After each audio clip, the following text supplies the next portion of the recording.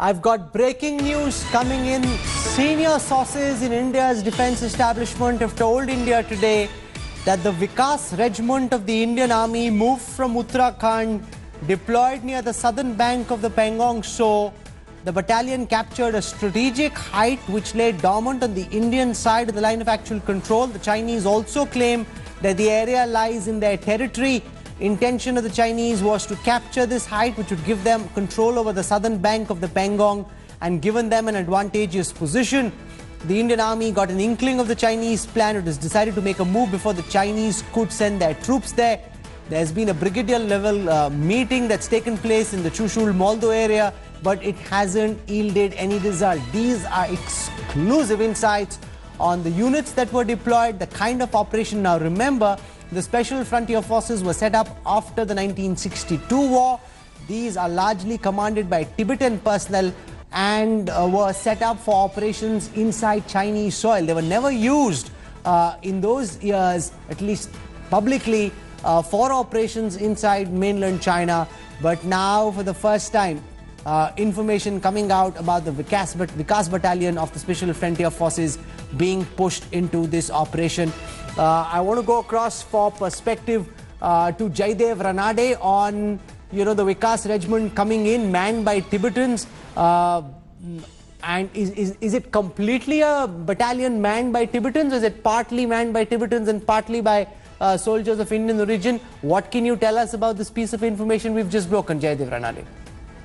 Well, it's a very competent force, extremely competent. They are used to high altitude and basically deployed in high altitude areas.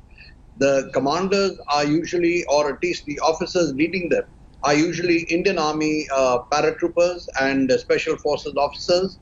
The men themselves are Tibetan with a few Indian soldiers mixed in.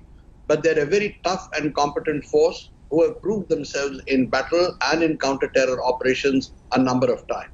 Manjeet Negi joins us. He's Aaj Tak's defense correspondent, deeply plugged into the defense establishment. Manjeet, it's interesting that it's been put out that this is the Vikas Regiment of the Special Frontier Force because it's manned by Tibetan personnel, mounting an operation on territory that China considers is theirs, even though it's on the Indian side of our perception of the line of actual control. What can you tell our viewers about the briefing that you got about this operation and what the current situation is, Manjeet?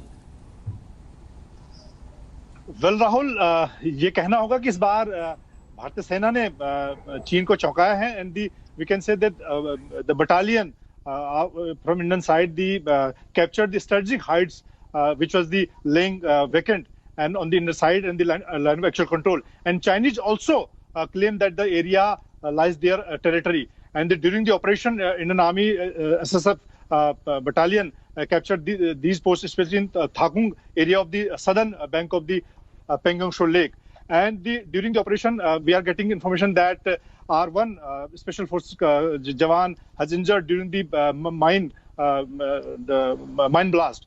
And now the Indian Army had we can say that the Indian Army has moved all our weaponry, including the infantry combat vehicle, tanks, and other equipment in this area. And Thakung, this soldier involved in this operation are Special Frontier Forces officers and the Jawan. And since now the 2 rounds of border talks between the two sides also happened, but this time this is we can say the big operation done by the Indian forces.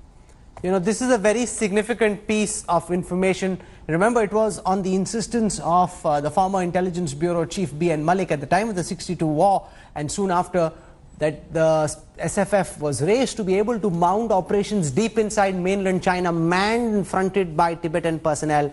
And now it seems that they've gone in, occupied an important strategic height. We'll get you more details. The state of play is exceedingly tense, very volatile, and the only channel that's getting you the inside track on what's happening along the line of actual control is India Today, and I hope you'll keep coming back to our coverage. Gaurav Sawant will have more on this when he comes up with India First at 10:30 p.m.